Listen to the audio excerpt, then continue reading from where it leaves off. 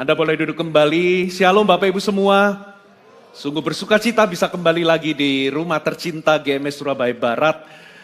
Sehari ini saya akan sampaikan firman Tuhan karena ini di bulan Februari. Saya sengaja akan sampaikan kebenaran mengenai relationship. Saya memberikan judul hari ini adalah hikmat untuk kita bisa membangun hubungan yang sehat. Ada 5 tema yang berbeda-beda, saudara. Dan di ibadah pagi ini saya khusus akan bicara bagaimana kita bisa membuang racun di dalam hubungan kita. Saudara, tahukah saudara bahwa kualitas hubungan kita dengan orang lain itu menentukan kualitas kehidupan kita. Kalau saudara punya orang-orang yang Anda kasih di sekeliling saudara, baik itu keluarga, teman kerja, atau bahkan teman gereja, kualitas hubungan Anda dengan orang-orang tersebut itu menentukan kualitas kehidupan saudara.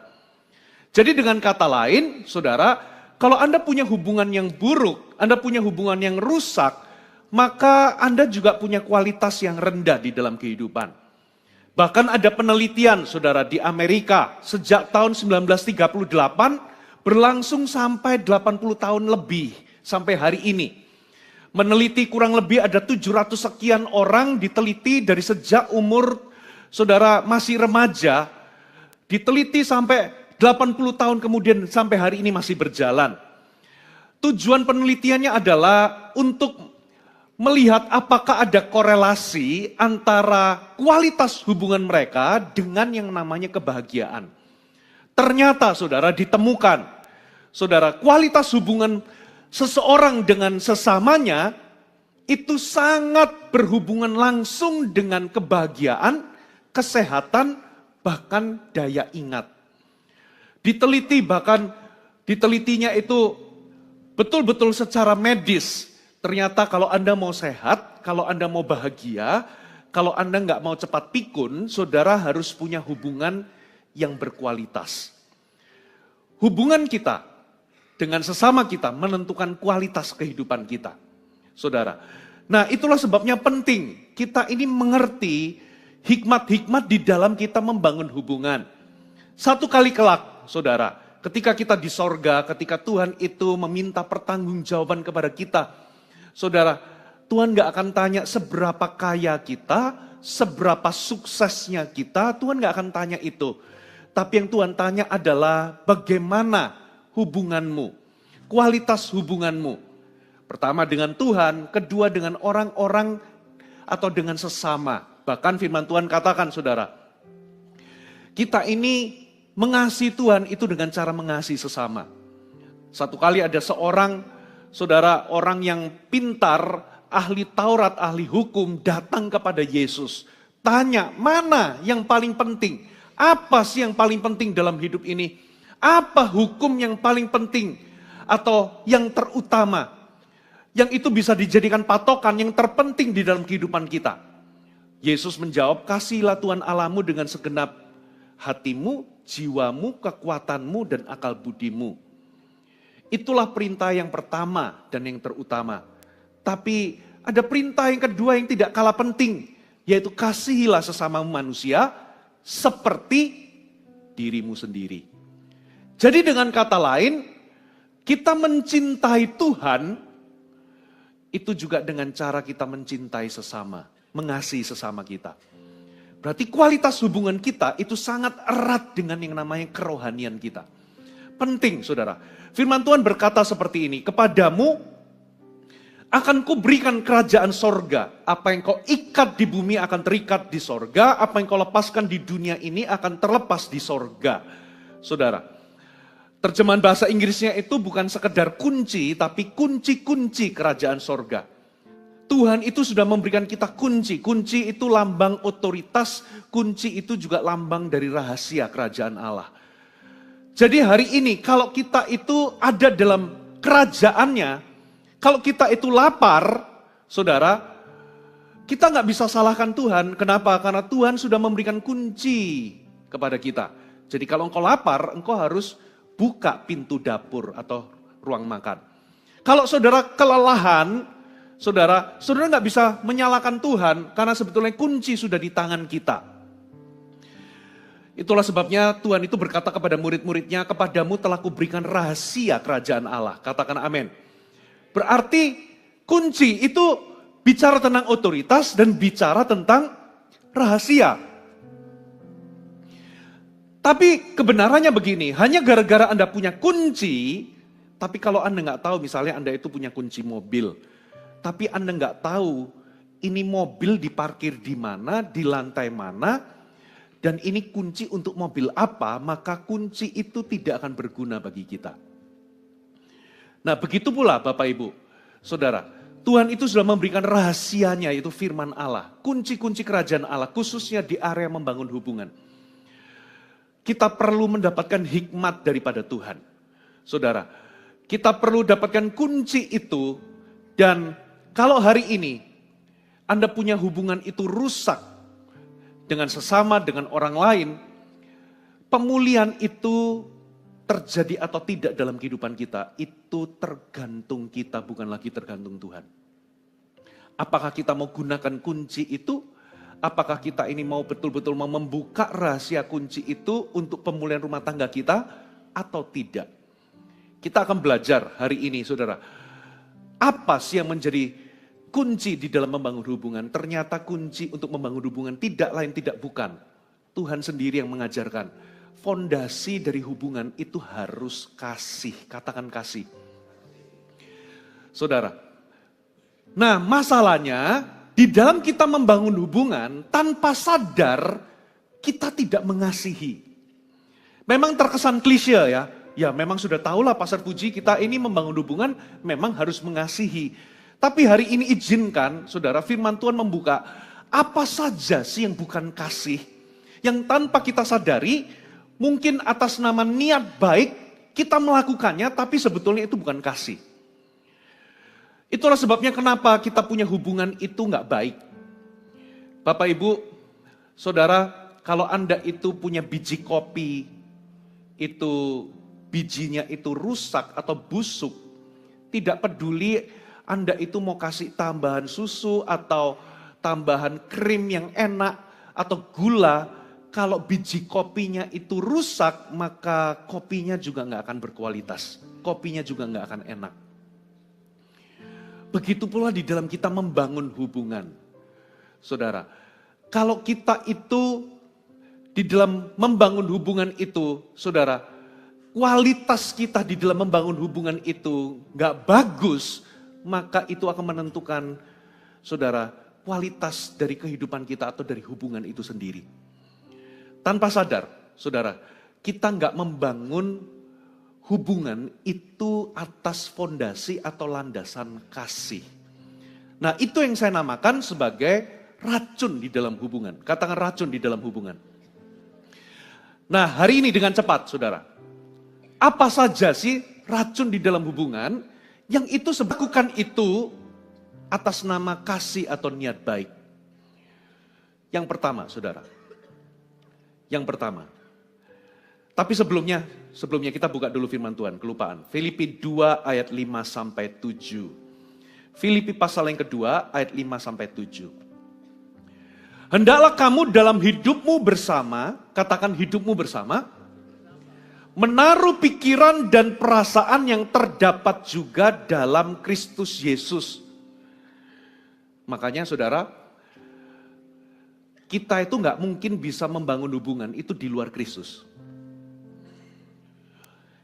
Saya ulangi, kita tidak mungkin bisa membangun hubungan dengan baik, dengan sehat di luar Yesus.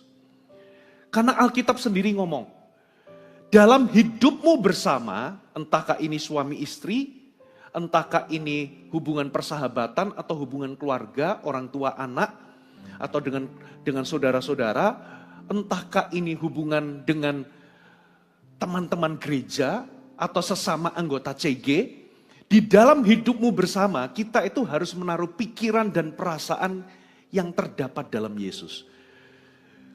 Jadi di luar Yesus, kita sebetulnya nggak bisa membangun hubungan yang sehat. Dan membangun hubungan atau hidup bersama itu nggak mudah. Makanya banyak orang itu kepengennya hidup sendiri. Kenapa? ini juga menjelaskan kenapa beberapa orang itu, saudara, menghindari CG. Karena ketika Anda hidup bersama, itu nggak mudah, saudara. Anda punya potensi dikecewakan, betul ya? Anda punya potensi dilukai. Saudara, Anda punya potensi disalahpahami. Termasuk kebalikannya. Bukan hanya dilukai, disalahpahami, dikecewakan, tapi Anda juga bisa melukai, menyalahpahami orang, bahkan mengecewakan orang. Makanya hidup bersama itu nggak mudah. Orang kepengennya itu hidup sendiri. Lalu dikatakan begini, yang walaupun dalam rupa Allah tidak menganggap kesetaraan dengan Allah itu sebagai milik yang harus dipertahankan, melainkan telah mengosongkan dirinya, mengambil rupa seorang hamba dan menjadi sama dengan manusia. Ayat selanjutnya, bahkan ia taat sampai mati di atas kayu salib. Dengan kata lain, saudara, kalau Anda mau hidup bersama, kita harus punya pikiran dan perasaan yang sama di dalam Yesus. Ternyata Yesus itu punya pikiran dan perasaan untuk membangun hubungan. Itu dasarnya itu kasih. Dan kasih itu dibuktikan lewat pengorbanan. Katakan pengorbanan. Yesus membangun hubungan itu mengajarkan kepada kita. Dasarnya harus kasih. Apa itu kasih? Kasih adalah sebuah keputusan yang kita buat untuk menguntungkan orang lain kalau perlu kita ini berkorban. Itulah kasih. Makanya Yesus berkata, yang walaupun dalam rupa Allah ia mengosongkan dirinya, menganggap kesetaraan dengan Allah itu tidak lagi dipertahankan, tapi dia mengambil rupa seperti manusia. Bahkan ia rela taat, menderita di atas kayu salib bagi kita. Dengan kata lain, saudara, hubungan baru bisa sehat kalau kita itu mendasarinya dengan kasih. Dan kasih selalu dibuktikan dengan yang namanya pengorbanan. Ada amin, saudara. Nah, pertanyaannya sekarang, saudara. Apa kebiasaan hubungan-hubungan yang mengandung racun? Yang pertama, saudara, kita buka dulu ayatnya, 1 Korintus 13 ayat 5. 1 Korintus 13, kita baca ayat yang kelima. Ia tidak melakukan yang tidak sopan, ia itu kasih, dan tidak mencari keuntungan sendiri.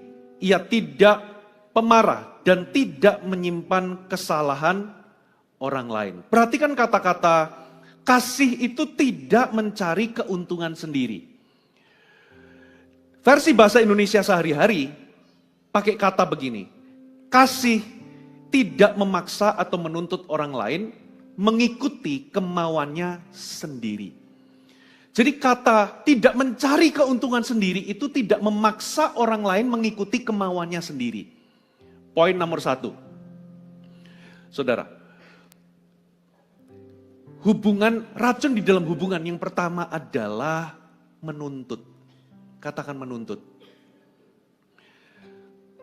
Saudara, ketika kita ini membangun hubungan, entahkah kita ini hubungan suami istri, pernikahan, atau orang tua terhadap anak, anak terhadap orang tua, atau bahkan di dalam konteks pekerjaan, pegawai dengan majikan, atau di dalam CG, antara sesamar anggota CG, atau dengan pemimpin dengan anak rohaninya, atau anak rohaninya terhadap pemimpin. Saudara, hati-hati dengan yang namanya menuntut. Karena ketika kita membangun hubungan, waktu kita membangun hubungan, saudara, saudara akan ketemu dengan yang namanya kekurangan. Saudara akan ketemu dengan yang namanya kesalahan orang lain. Saudara akan ketemu dengan yang namanya perbedaan. Saudara akan ketemu dengan yang namanya harapan-harapan yang tidak jadi kenyataan. Ada orang-orang yang Anda harap, saudara, dia itu membalas atau merespon WA saudara, orang itu nggak membalas. Betul ya? Anda mengharapkan mungkin CGL saudara itu perhatian, tapi ternyata CGL saudara melupakan ulang tahun saudara. Nah, tidak jarang ketika saudara ketemu sama kelemahan, kekurangan, ketemu sama perbedaan, ketemu dengan harapan-harapan yang tidak jadi kenyataan atau kebutuhan-kebutuhan yang tidak terpenuhi, itu menyebabkan yang namanya kekecewaan. Dari situlah muncul yang namanya konflik. Lalu apa yang terjadi? Seharusnya konflik itu adalah sebuah kesempatan untuk kita itu menyesuaikan diri. Suami dan istri ketika ada harapan yang tidak terpenuhi, kebutuhan yang tidak terpenuhi, ada kesalahan, kekurangan, ada perbedaan, itu akan mengundang kekecewaan, dan kekecewaan itu akan memunculkan yang namanya konflik. Nah, konflik itu sebetulnya Tuhan bisa pakai untuk membuat kita itu beradaptasi atau menyesuaikan diri. Ada hal-hal yang harus kita lakukan supaya kita ini tetap bisa berjalan bersama-sama. Ada hal-hal yang harus kita lakukan untuk menyesuaikan diri dengan pasangan kita.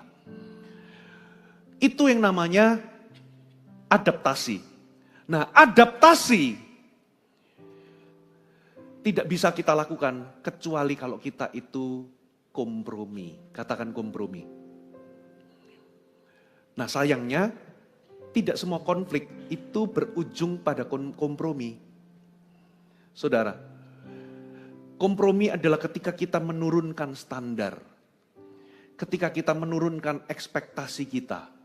Saudara, lalu kita menyesuaikan diri dengan pasangan kita atau dengan orang-orang di sekitar kita yang ternyata punya kesalahan, ternyata punya kelemahan, ternyata tidak bisa memenuhi kebutuhan kita 100%.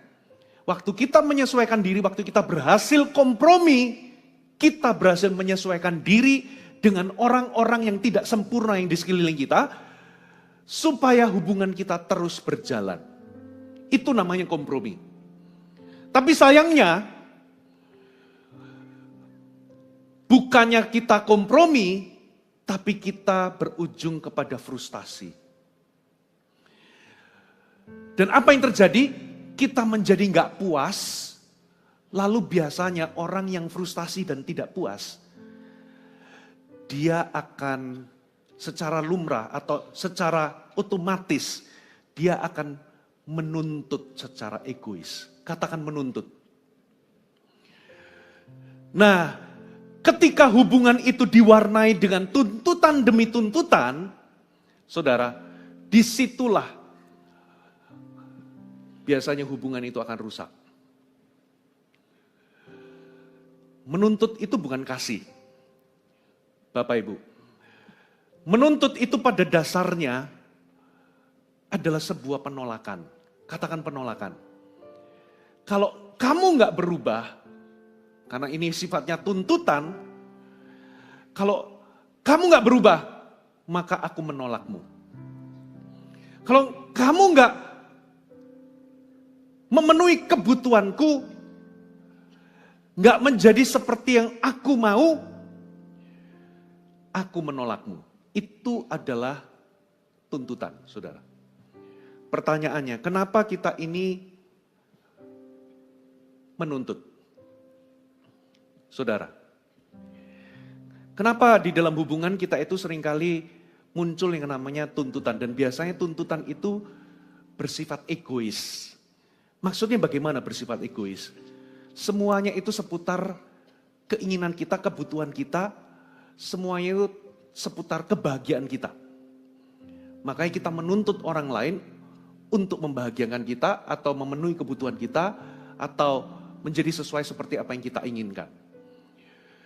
Nah, ketika kita menuntut, saudara, disitulah hubungan itu akan menjadi rusak. Orang jadi frustasi. Kasih itu tidak menuntut. Katakan kasih tidak menuntut. Pertanyaannya, kenapa sih orang itu menuntut? Gini, pada dasarnya, kalau kita membangun hubungan, suami istri misalnya, Anda menikah, orang kalau menikah wajar nggak ingin bahagia? Wajar ya? Nggak ada orang, Pastor Puji saya mau menikah, karena dengan tujuan aku nggak mau bahagia. Nggak ada. Wajar kalau orang itu mau menikah, itu ingin bahagia. Tapi kebahagiaan itu tidak boleh dijadikan tujuan. Lumrah kalau Anda itu ingin bahagia dalam sebuah hubungan. Tapi bahagia itu tidak boleh dijadikan tujuan. Kenapa bahagia itu nggak boleh dijadikan tujuan? Karena sekali bahagia itu dijadikan tujuan, maka kita akan berfokus kepada kebahagiaan kita sendiri. Kita akan berfokus untuk menuntut pasangan kita, untuk membahagiakan kita. Makanya ketika bahagia itu dijadikan tujuan, kecenderungan kita karena kita manusia berdosa, adalah kita menjadi egois. Contoh ya, saya kasih contoh sederhana. Saudara, saya sama istri itu punya definisi liburan itu beda. Saya itu suka pegunungan, istri saya itu suka laut. Nah, satu kali ini lagi bangun wacana, ini masih wacana. Yuk kita kapan-kapan yuk kita ini fellowship full timer dengan gembala-gembala kita itu pergi kapal pesiar. Pasti asik. Begitu saya dengar kapal pesiar, waduh ini. Kenapa? Saya suka mabuk, saudara. Karena terakhir fellowship full timer itu ada di 2 tempat. Tahun lalu itu kami fellowship full timer, itu yang pertama itu di Bromo, yang kedua itu pakai yacht gitu ya. Kita pergi ke Pulau Seribu, berenang-berenang ke pantai pokoknya di laut lalu di kapal itu kita permainan. Saudara, waktu kita pergi ke Pulau Seribu itu, waduh istri saya itu sampai naik ke atas, menikmati angin dan sebagainya. Saya mendekam di bawah, kenapa? Mabuk laut saya. Saya udah terkapar, permainan juga gak bisa enjoy. Tapi waktu ke Bromo, perjalanan ke Bromo, istri saya mabuk-mabuk. Nah coba bayangkan, kita punya definisi, kita mau liburan. Tapi kalau saya memaksakan harus ke gunung, sementara perjalanannya membuat istri saya mabuk. Akhirnya apa? Gak bisa kan? Bahagia. Kenapa? Istri saya menderita. Terus ini kalau memang jadi nih kapal pesiar misalnya, kalau memang jadi nih. Saya menderita saudara. Kenapa? Karena kita masing-masing itu punya keinginan berbeda-beda. Betul atau betul?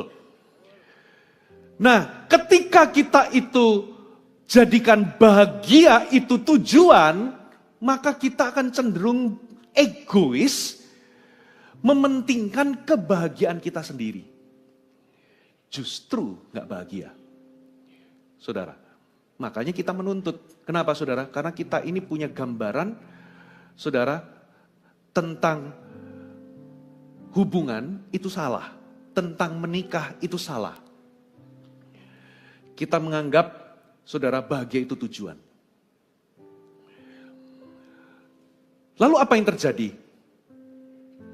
Biasanya ketika kita mulai menuntut, saudara, kita itu mulai berusaha mengubah pasangan. Katakan berusaha mengubah pasangan. Waktu Anda membangun hubungan, saudara, katakanlah di dalam pernikahan dengan pasangan saudara. Ketika Anda jatuh cinta, pasti Anda itu kagum sama kekuatan-kekuatannya. Yang setuju katakan amin. Seorang wanita kagum sama seorang pria karena dia itu punya jiwa kepemimpinan yang kuat. Tapi Anda harus tahu, namanya manusia itu gak ada yang sempurna. Manusia sudah jatuh di dalam dosa. Ternyata di balik sosok kepemimpinan yang kuat, ternyata keras kepala. Gak mau ngalah. Nah, waktu sebelum menikah, itu gak kelihatan. Yang kelihatan adalah kekuatannya. Jiwa kepemimpinannya kuat, tegas, ya, pengambil keputusan yang luar biasa. Ya, hebat, tapi waktu menikah, ternyata kekuatan itu juga mengandung kelemahan. Rupa-rupanya suaminya itu jarang mau ngalah. Jarang mau minta maaf. Maunya menang sendiri.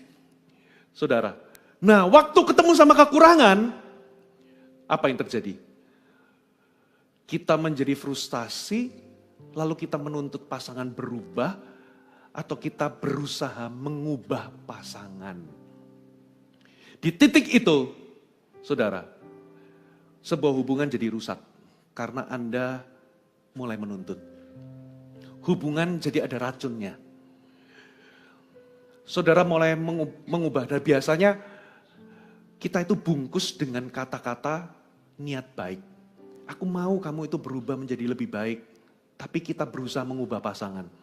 Tahukah Bapak Ibu, ada hal-hal tertentu itu memang gak bisa diubah. Karakter bisa diubah. Tapi sometimes, saudara, kepribadian dasar itu gak bisa diubah.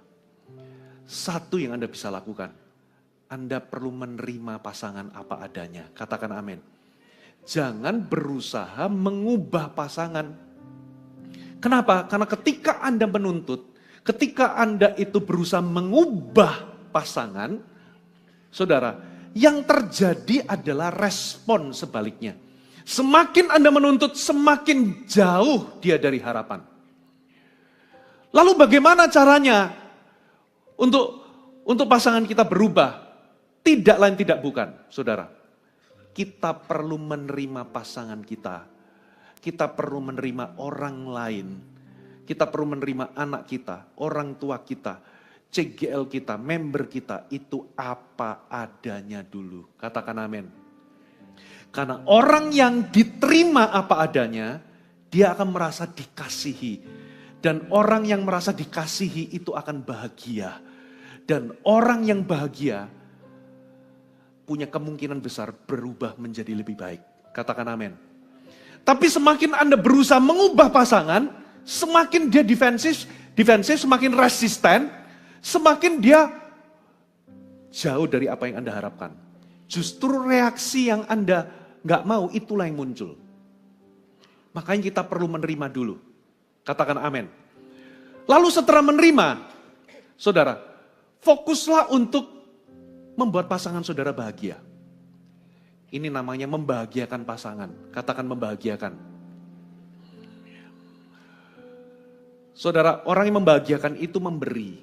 Fokusnya, bukan menyedot. Kalau orang minta dibahagiakan, dia itu menyedot. Tapi membahagiakan itu memberi.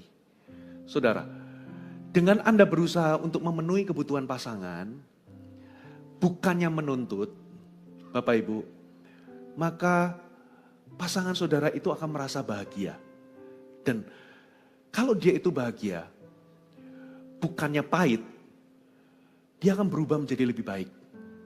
Tapi kalau Anda semakin tuntut, dia akan frustasi, dia akan kecewa, dan dia akan pahit. Dan orang yang pahit, biasanya dia akan memunculkan sisi-sisi buruknya itu jauh lebih banyak.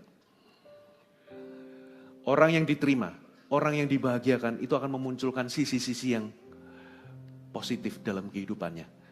Paling tidak, kalau dia nggak berubah, paling tidak, hal-hal yang positif itu akan keluar dalam hidupnya. Katakan amin, saudara. Lalu setelah membahagiakan itu apa, saudara? Saudara fokus untuk mengubah diri Anda terlebih dahulu. Katakan mengubah diri Anda terlebih dahulu. Saya harus mengubah diri saya terlebih dahulu. Kenapa, saudara? Kenapa sih kok kita itu diajar untuk berdoa? Beberapa waktu yang lalu, saudara, saya khotbah mengenai doa. Ketika Anda itu berdoa supaya orang lain berubah, entah itu pimpinan, entah orang lain yang menyakiti saudara atau menjengkelkan saudara, termasuk pasangan, Anda berdoa supaya pasanganmu berubah, suami atau istri berubah, atau anak berubah, tapi kok nggak berubah-berubah. Jangan-jangan yang Tuhan mau ubah adalah dirimu. Satu kali Paulus itu pernah berdoa, karena di dalam pelayanannya ada utusan iblis yang diutus untuk menggocoh dia. Siapakah utusan iblis? Itulah adalah orang-orang yang merintangi, menganiaya, mempersulit kehidupannya di dalam pekerjaan pekabaran Injil. Ini adalah kesulitan, kesesakan yang dia alami. Dia berdoa supaya duri dalam daging ini dicabut. Paulus itu berdoa supaya orang-orang itu berubah. Tapi ternyata duri dalam dagingnya itu gak dicabut sama Tuhan. Tuhan gak kabulkan doanya. Dengan kata lain, orang-orang itu tetap menganiaya Paulus, orang-orang itu tetap tidak berubah. Di situ dia tahu, ternyata yang Tuhan mau ubah itu bukan orang-orang itu. Yang Tuhan mau ubah adalah Paulus. Karena dia berkata seperti ini, karena aku menerima pewahyuan-pewahyuan yang luar biasa ini, aku diberinya suatu duri dalam daging supaya aku tidak menyombongkan diri. Rupa-rupanya, saudara, Paulus itu berdoa supaya orang lain berubah, tapi gak berubah-berubah. Ternyata Tuhan mau ubah dia. Makanya Bapak Ibu, kalau Anda itu berharap orang lain berubah, pasangan saudara berubah, tapi gak berubah-berubah, saudara, lalu Anda itu menguatkan diri Anda dengan nyanyi. Saudara, nyanyi lagu GMS Live yang tentang waktu Tuhan itu gimana? Kok saya jadi lupa? Atau kita kutip firman, aku percaya waktu Tuhan akan tiba. Kita menunggu Tuhan bekerja untuk mengubah pasanganku, untuk mengubah suamiku, untuk mengubah istriku. Kita menunggu Tuhan bekerja, tapi Tuhan di atas menunggu kita berubah. Kita tunggu-tungguan sama Tuhan. Kita menunggu Tuhan bekerja, Tuhan nunggu kita berubah. Makanya coba cek, kalau Anda sudah lama mendoakan suami Anda, gak berubah-berubah, jangan-jangan yang Tuhan mau ubah adalah diri Anda. Termasuk kebalikannya Bapak Ibu. Kenapa kok saya ngomong begini? Karena saya pernah mengalami. Saudara, saya pernah mengalami, saudara, berinteraksi cukup lama dengan seseorang yang menurut saya, aduh itu melukai saya, menjengkelkan saya. Ini adalah orang-orang sulit di dalam kehidupan saya. Saya percaya Anda tahu orang-orang itu dalam kehidupan saudara. Siapa orang itu? Orang sulit. Katakan orang sulit. Dan biasanya orang sulit itu dekat. Coba tengok kanan kiri. Saudara berdoa, saya berdoa, enggak berubah-berubah. Rupa-rupanya, saudara, saya harus ganti doa saya. Doanya adalah bukan Tuhan ubahkan orang ini, tapi Tuhan ubahkan diriku supaya aku tahu bagaimana bisa dealing dengan orang seperti ini. Begitu saya berubah, begitu saya mengubah cara saya merespon, mengubah sikap saya, saudara, baru orang akan berubah. Katakan amin. Perubahan selalu harus dimulai dari diri sendiri. Tapi kita seringkali beda. Kita ini berusaha mengubah pasangan. Kita berusaha untuk menuntut pasangan berubah. Kalau enggak berubah, kita menolaknya. Bapak Ibu, itu namanya racun di dalam hubungan. Saudara, itu yang pertama.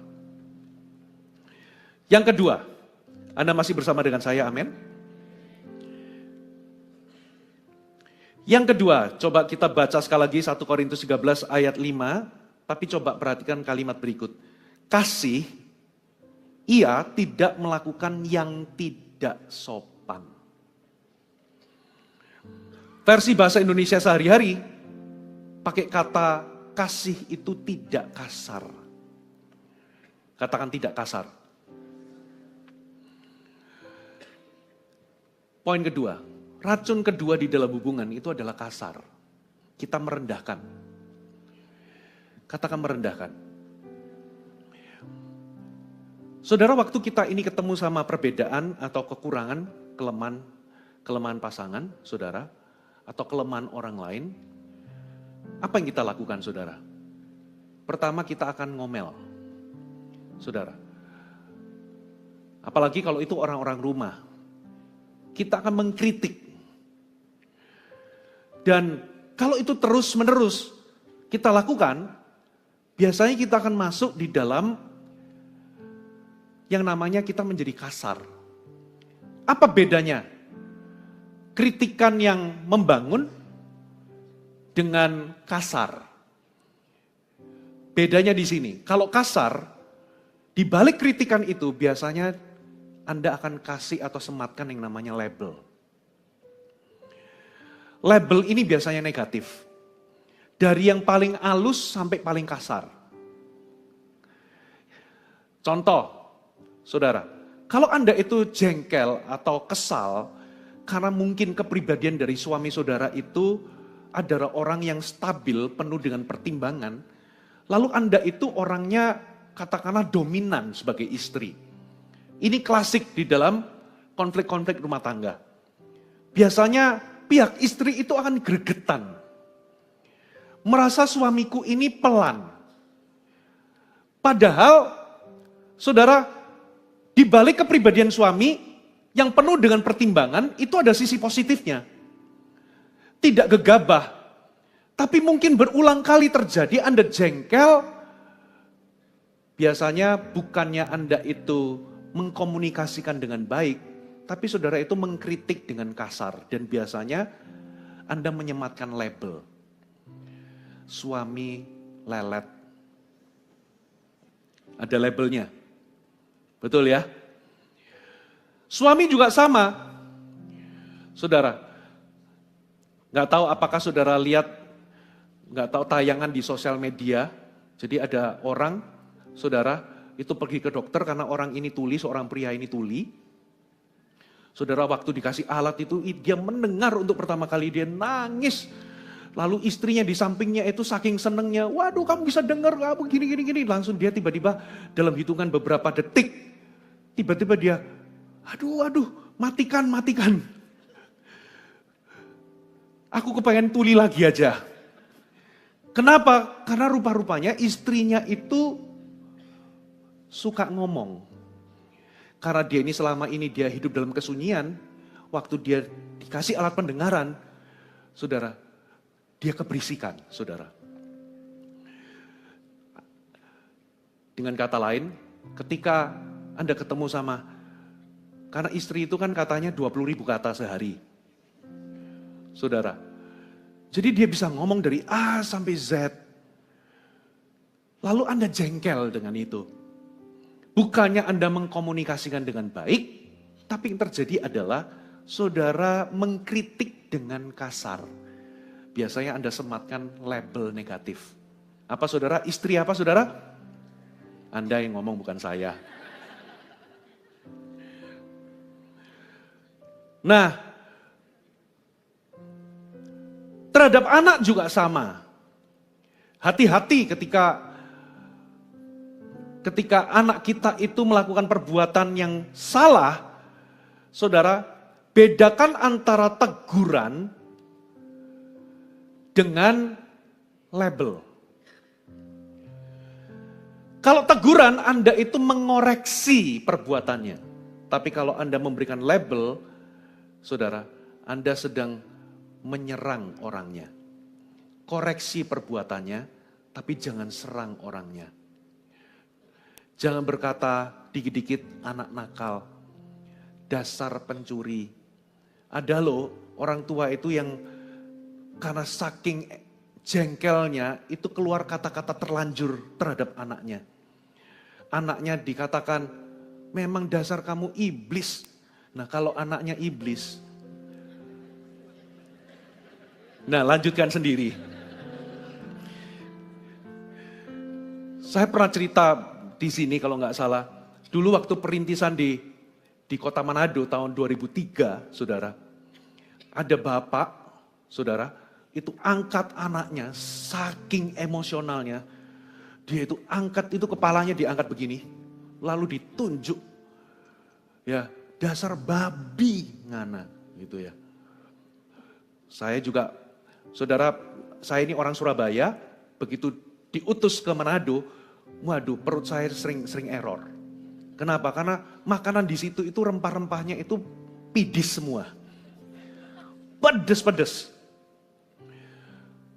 Ya itu ada babi rica, babi tore, ya pokoknya semua di situ rempah-rempahnya, babi-babiannya itu pedes semuanya.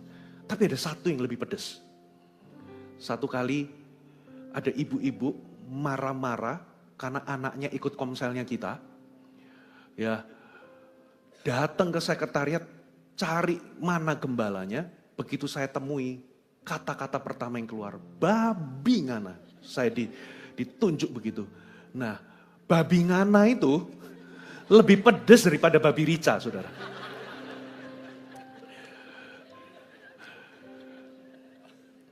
Nah, lihat ya, dari dasar suami lelet, istri cerewet, istri nggak tahu aturan, sampai apa saudara? Waduh, karena kamarnya berantakan misalnya, hidup sama kamu itu kayak hidup sama babi. Lanjutkan sendiri.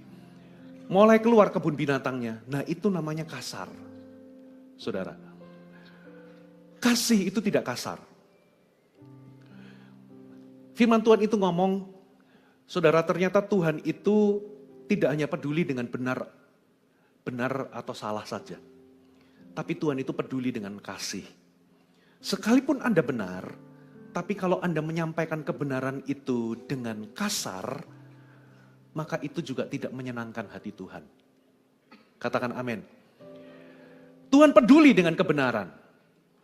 Tapi Tuhan juga peduli dengan yang namanya kasih.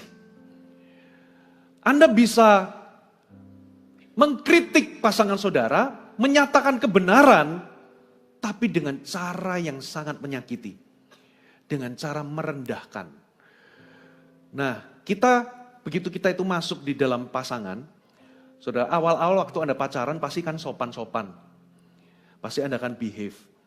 Tapi begitu Anda masuk di dalam rutinitas kehidupan, makin kenal Anda sama pasangan, makin kenal Anda sama orang, kita itu makin apa saudara? Makin nggak punya topeng, betul ya? Anda waktu pacaran, maaf. Berani nggak Anda buang angin di depan pacar? Nggak berani. Tapi kalau sudah menikah, sudah kenal lama, saudara, Anda apalagi di kamar gitu kan, sudah nggak ada malu-malunya. Nah begitu kita masuk di dalam rutinitas itu, tanpa sadar saudara, kata-kata kita itu seringkali merendahkan pasangan. Merendahkan orang. Dan itu bukan kasih, itu racun di dalam hubungan. Saudara, kita harus singkirkan itu semua. Kita harus belajar menghargai orang lain seperti Yesus menghargai kita.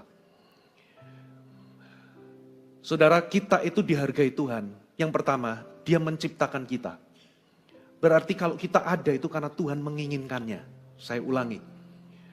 Entahkah saudara itu lahir dari hubungan yang terlarang, yang orang lain katakan Anda anak haram. Sebetulnya nggak ada anak haram, yang ada orang tua haram. Saudara, mungkin Anda lahir karena kecelakaan tidak direncanakan. Tapi kalau kenyataan Anda ada, itu karena Tuhan menginginkan Anda ada. Dan kita ada itu karena pasti Tuhan punya tujuan yang mulia. Katakan amin. Itu sebabnya kita itu mulia berharga di mata Tuhan. Karena Tuhan itu setting kita ada itu karena Tuhan punya tujuan yang mulia. Lalu yang kedua, kita berharga karena Tuhan sendiri, Yesus itu menebus kita. Bukan dengan emas dan perak, bukan dengan barang fana. Tapi dengan darah yang mahal. Dari nilai yang Dia bayarkan untuk menebus kita, Anda tahu seberapa bernilainya kita. Kita itu seharga nyawanya Yesus. Saudara, kalau anak saudara diculik, penculiknya minta 1 M. Saudara, kalau Anda datang cuman kasih 100.000, anaknya dilepas enggak? Enggak dilepas, karena kurang. Saudara, kita itu dibayar lunas. Bukan dengan emas perak. Karena harga kita mahal. Kita itu dibayar dengan nyawanya Yesus. Berarti kita itu berharga bernilai. Katakan amin. Nah, dari sini kita bisa tahu, kita itu berharga di mata Tuhan. Itu sama seperti emas. Saudara, kalau Anda punya satu bongkah emas, mau Anda injek-injek emasnya, mau Anda ludahin emas itu, mau Anda kasih kotoran, mau Anda rendah-rendahkan, Anda injak-injak, Anda buang di lumpur, Anda buang di selokan, apakah nilai emas itu berubah? Enggak berubah, saudara. Mau emas itu mau Anda banting-banting, Anda buang seperti kayak enggak berharga, apakah itu mengubah nilai emas? Tidak.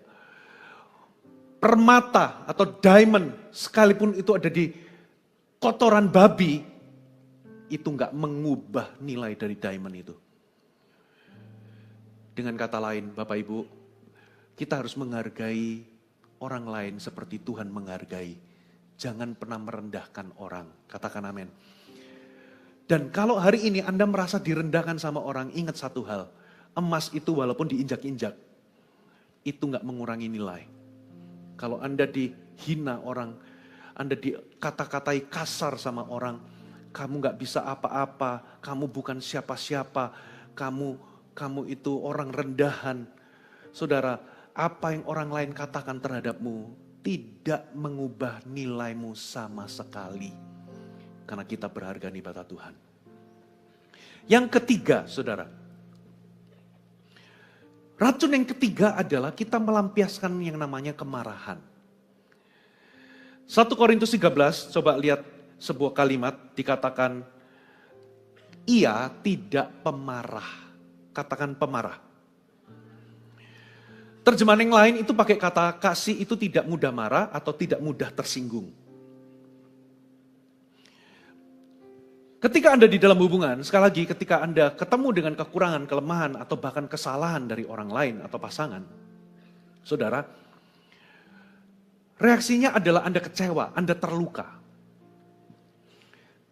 Dan kalau Anda tidak bereskan yang namanya kemarahan tersebut, Alkitab katakan, kalau engkau menjadi marah, saudara, jangan tidur atau jangan biarkan kemarahanmu itu tetap tinggal sampai matahari terbenam. Dengan kata lain, Alkitab itu memberikan kita suggest. Pada hari Anda dilukai, pada hari itu juga Anda harus bereskan hatimu. Pada hari Anda dikecewakan, hari itu juga Anda perlu bereskan. Di hari di mana Anda itu marah, jangan Anda simpan kemarahan itu sampai besok hari. Dengan kata lain, sesegera mungkin bereskan kemarahan. Karena kalau kemarahan itu dipendam, satu titik, saudara, itu akan keluar, Anda akan lampiaskan kemarahan itu. Dan kemarahan yang dilampiaskan itu merusak hubungan. Coba, siapa yang mau hidup dengan orang yang marah-marah tiap hari? Saudara, gak ada.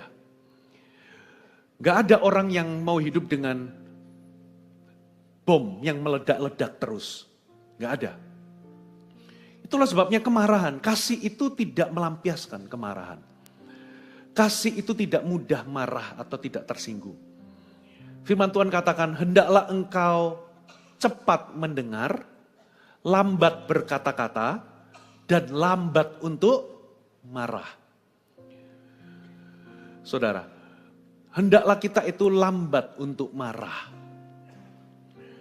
Kemarahan yang kita lampiaskan itu merusak hubungan, itu racun di dalam hubungan. Pertanyaannya, kenapa sih kok kita itu melampiaskan kemarahan? Tujuannya apa? Saudara, paling tidak ada 3 tujuan orang itu melampiaskan kemarahan.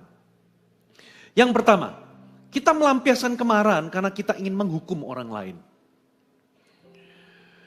Sebagai konsekuensi dari kita itu terluka, dilukai atau kecewa atau ketidakpuasan, saudara, maka kita menghukum orang itu dengan kita melampiaskan kemarahan itu.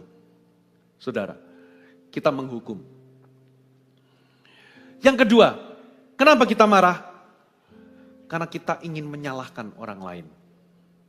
Saudara, kita mencari objek yang perlu kita salahkan.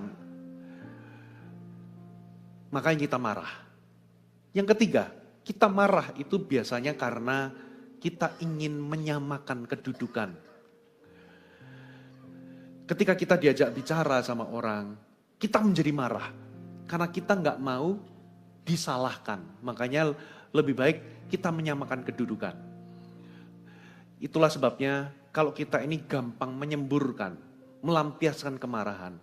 Saudara, itu merusak yang namanya hubungan. Apa yang perlu kita lakukan? Sederhana. Kita perlu mengampuni orang lain seperti Yesus mengampuni kita. Amin, saudara.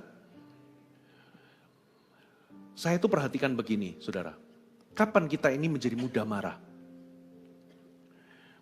Kenapa kita ini sangat mudah marah? Karena kita merasa benar. Ketika kita merasa benar, kita itu merasa punya hak untuk melepaskan kemarahan. By the way, marah itu tidak dosa. Marah itu adalah sesuatu emosi yang Tuhan berikan.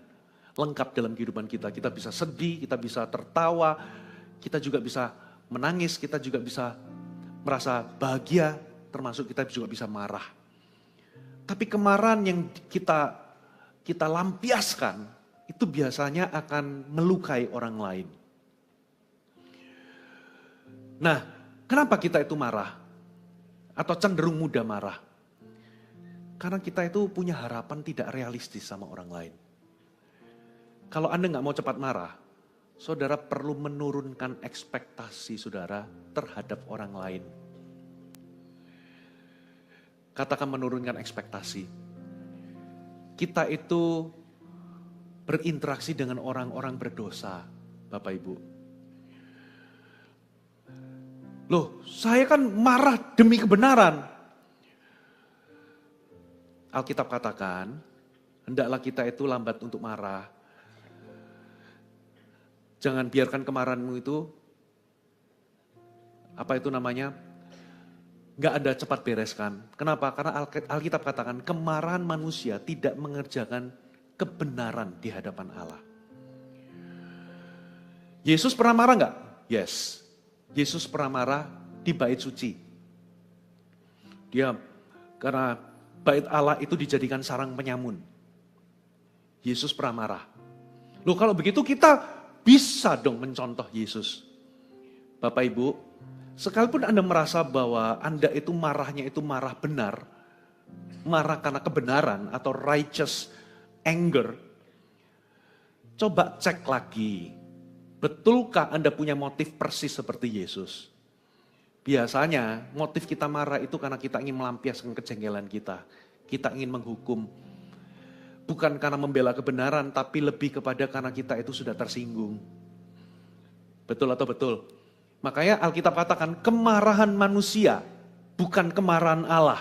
Kemarahan manusia itu tidak mengerjakan kebenaran. Kapan kita itu menjadi mudah tersinggung? Karena kita punya harapan terlalu tinggi terhadap manusia. Kita berharap orang-orang di sekitar kita itu sempurna seperti Yesus. Di dalam kehidupan ini, ada orang-orang yang tidak akan balas WA saudara. Ada orang-orang yang melupakan ulang tahun saudara. Ada orang-orang yang nyenggol mobil saudara. Akan ada orang-orang yang menyalahpahami saudara. Pasangan saudara gak bisa memenuhi 100% kebutuhan saudara. Pasanganmu gak bisa memahami 100% dirimu. Dan seharusnya kita gak kaget. Kenapa? Karena mereka bukan Tuhan. Jangan punya harapan yang tidak realistis. Turunkan ekspektasimu terhadap manusia. Halo, amin. Yesus itu gak kaget sama dosa dan kesalahan manusia. Waktu perempuan yang kedapatan berzina dibawa sama orang-orang Farisi. Orang-orang Farisi itu marah. Kenapa? Karena mereka merasa benar. Yesus marah? Yesus gak marah. Yesus terkejut? Yesus gak terkejut. Apa yang dilakukan Yesus? Orang yang merasa benar seperti orang Farisi, marah, mudah marah. Tapi Yesus malah dia duduk, Dia nulis-nulis di pasir. Kita nggak tahu Yesus nulis apa. Tapi kayaknya beberapa orang itu menginterpretasikan seperti Yesus itu menulis dosa-dosa orang-orang yang bawa batu itu. Setelah Yesus nulis semuanya, Yesus ngomong begini, siapa yang gak pernah berdosa yang pertama kali lempar batu? Gak ada satupun yang lempar, satu persatu meninggalkan Yesus. Lalu apa yang dilakukan Yesus? Yesus menyampaikan kebenaran, jangan berbuat dosa lagi. Yesus sebelumnya tanya, adakah yang menghukum kamu? Enggak ada, aku pun tidak menghukummu. Tapi sekarang kamu pergi, tapi jangan berbuat dosa lagi. Yesus sampaikan kebenaran, tapi tidak dengan kemarahan. Yesus gak kaget. Apakah Yesus kaget? Waduh, ternyata ada wanita bisa berzina ya. Enggak. Dia tahu bahwa manusia itu sudah jatuh dalam dosa. Saudara, kenapa Anda itu uring-uringan terus, marah sama pasangan, marah sama orang lain, marah sama pegawai? Jangan-jangan Anda punya ekspektasi terhadap orang lain, ketinggian. Tengok kanan kiri, ketinggian bro. Saya kasih bocoran ya. Saya nggak tahu ini istri saya dulu benar-benar serius apa enggak, tapi pernah cerita. Waktu kami awal-awal pacaran, 3 bulan pertama itu istri saya itu sebetulnya mau putusin saya katanya. Kenapa? Karena saya itu kan cinta Tuhan. Saya itu kan dulu sudah full timer. Saya itu gembala youth dulu itu. Bayangannya ini pasti sempurna ini. Rupa-rupanya saya itu punya satu kelemahan yang menjengkelkan dia. Saya ini orangnya kurang romantis. Jadi satu kali saya pergi pelayanan ya ke Makassar. Ya dari landing sampai malam itu nggak nelpon dia. Rupa-rupanya itu mengganggu karena dia di keluarga itu begitu intim. Sementara keluarga saya ini kurang ekspresif. Jadi saya merasa dulu waktu single saya bisa survive kemana-mana sendiri, nggak perlu ngasih kabar, nggak perlu ini. Rupa-rupanya itu mengganggu istri saya. Saudara, ternyata pacaran sama full timer itu ternyata nggak sempurna ya. Ya memang nggak sempurna, saya manusia biasa saudara. Hanya gara-gara saya pendeta, itu tidak membuat saya itu malaikat. Bergaulah sama saya. Satu titik saya akan mengecewakanmu. Makanya, kenapa orang jadi mudah marah di sana sini? Dunia ini penuh dengan kemarahan. Saudara, karena kita itu punya ekspektasi ketinggian. Turunkan ekspektasimu sama manusia. Orang-orang di sekelilingmu itu adalah orang-orang yang tidak sempurna, orang-orang berdosa. Sama seperti diri Anda. Amin saudara. Tidak lain tidak bukan kalau Anda mau tidak gampang untuk menyemburkan kemarahan. Saudara harus belajar mengampuni. Lepaskan kemarahan. Gak ada orang yang memendam kemarahan itu bahagia, itu gak ada. Gak ada orang yang memendam kemarahan itu sehat. Waktu saya sudah habis. Sorry, saya ini kebanyakan ngomong ya. Yang terakhir, saudara. Menarik diri. Coba kita baca 1 Korintus 13. Bagian terakhir. Kasih tidak menyimpan kesalahan orang lain. Versi bahasa Indonesia sehari-hari pakai kata kasih itu tidak dendam. Apa itu dendam? Berkeinginan keras untuk membalas. Punya perasaan ingin membalas. Nah, salah satu bentuk kalau kita itu kecewa sama orang, salah satu bentuk kita itu dendam atau membalas itu adalah kita menarik diri. Menarik diri adalah sebuah keputusan atau sikap untuk kita ini memutus komunikasi, kita membisu, kita tidak lagi berkomunikasi, kita mendiamkan orang, kita menutup menutup kedekatan secara emosional. Dan itu melukai, saudara. Itu namanya pasif agresif. Kita menarik diri.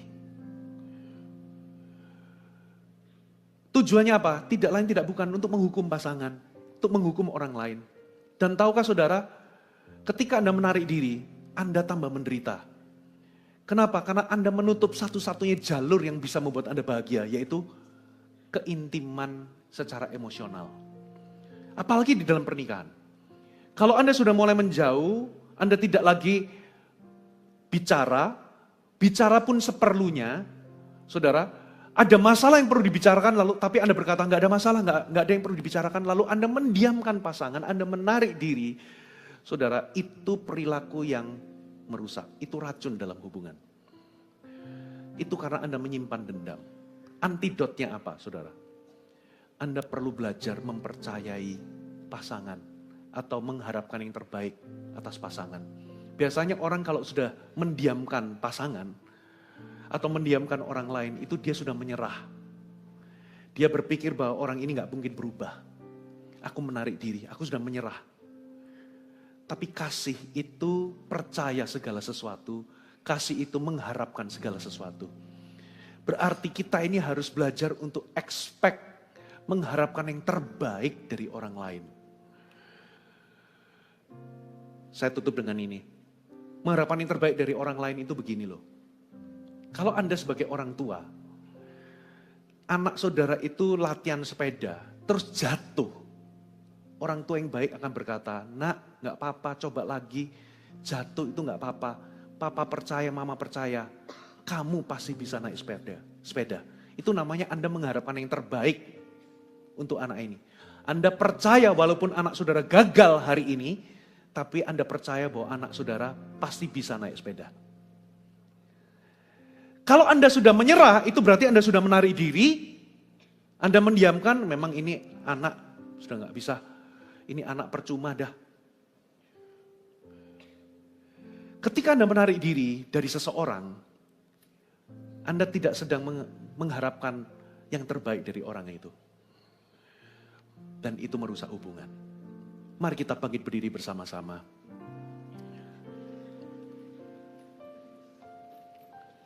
Dengan cepat, sebelum kita akan masuk dalam perjamuan kudus, mari semua pejamkan mata sejenak. Saya ingin berdoa bagi Anda secara khusus. Kalau hari ini Anda dalam hubungan yang tidak baik dengan seseorang, saya nggak tahu siapa itu. Bagi beberapa orang mungkin itu dengan orang tua. Atau dengan pasangan, atau dengan anak.